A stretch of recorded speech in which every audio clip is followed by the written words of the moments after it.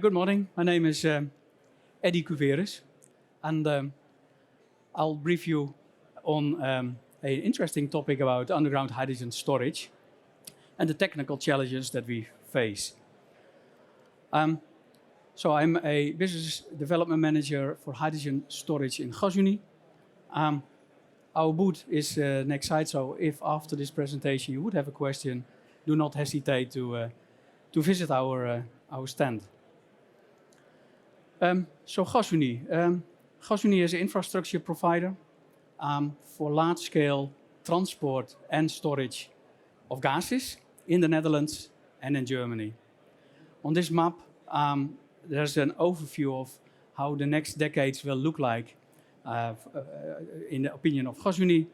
What you can see is a onshore transport network, the onshore hydrogen backbone that we are working on. We are developing a offshore transport system to evacuate green hydrogen from the North Sea. We are involved in the ACE import terminal for hydrogen. But next to that, we are also working on CCS. We started the construction of the Portos CCS project here in the harbor of Rotterdam. We are participating in the Aramis project, but also LNG terminals in Rotterdam, in the Eemshaven in the north of the Netherlands and in Germany. And on top of that, we are also developing a hydrogen storage in salt caverns called High Stock Project. So my presentation is about the challenges. First challenge is that from every scenario that we see, either in Europe or a Dutch scenario, we need a lot of storage capacity. There's a huge variety in the answers how much storage capacity is required, but it ranges for the Netherlands between 14 to 30 terawatt hours in 2050. And when we add the strategic storages as well, then it goes up to something like a 60 terawatt hour, which is massive. It's in 2035 already, due to the hydrogen goals and the RED III correlation rules, we need storage, something like a 3 or 4 terawatt hour. Then by 2040, it goes up to 10, 15 terawatt hours.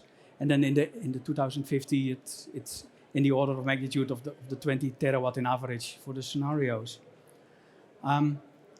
As I mentioned, Gasunie is working on a high stock project. First caverns will be operational in 2029, and the fourth cavern will be operational somewhere after around 2034. 4 caverns is the project, which sums up to 1 terawatt hour. Well, that's already a lot, but still, it's not enough. When we look at the typical storage for a cavern, it's 0.25 in 1 cavern. And maybe it goes to, for a gas field, you can store something like 8 to 20 terawatt hours. So those 2 techniques, when we look at underground hydrogen storage, it's either in salt caverns or in porous media.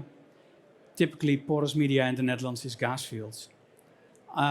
The technology readiness for salt caverns is, I would say, rather mature. We are convinced that we are able to store hydrogen in caverns. In porous media, it's less mature, but it will be developed. We expect first pilots for gas fields storage something around after 2030. So that means first in salt caverns, and then we move on to gas fields. So what is the difference between underground hydrogen storage and underground gas storage? Well, typically, it's the hydrogen. And the hydrogen is much more reactive compared to methane, which might lead to the formation of impurities of the hydrogen, and it might lead to losses of hydrogen, which you have stored in the underground. due to reactions. Then hydrogen is much lighter, smaller molecule, has a higher diffusivity, low viscosity. So that means you have to take that into account into the design of your underground hydrogen storage. Then you need the proper materials. So we need to investigate what materials to be used, but as well, what is the design of the components. And as fourth, hydrogen has a less energy density compared to methane, which means that we need a lot of space, we need a lot of storage volume. So what does it mean? The hydrogen easily is a good feed for microbes. So microbes grow on hydrogen, which can lead to the production of hydrogen sulfide and a loss of hydrogen. There might be geochemical reactions, so the hydrogen reacting with minerals. Again, we get impurities of the hydrogen or we lose hydrogen. Lucky enough, many of those reactions are really slow. But there are some known reactions, for instance, with pyrite, which is faster. And we know that it will lead to a reaction with hydrogen and so losses of hydrogen. And that means that when you do a selection for a site, you have to have good care for what minerals are there, but as well, what is the temperature of the storage, because above certain pressure and temperature circumstances, the microbes or the reactions will not occur. So these geochemical and microbiological reactions lead to hydrogen consumption, contamination of the hydrogen, and also changes in flow mechanical properties of the subsurface. Then another challenge is design of equipment, design of your wells. So we have, as Gasunie, done a pilot test, and there is many other pilot tests ongoing in Europe. And we have tested on metals. So what metal to be used, which is appropriate to be used for hydrogen.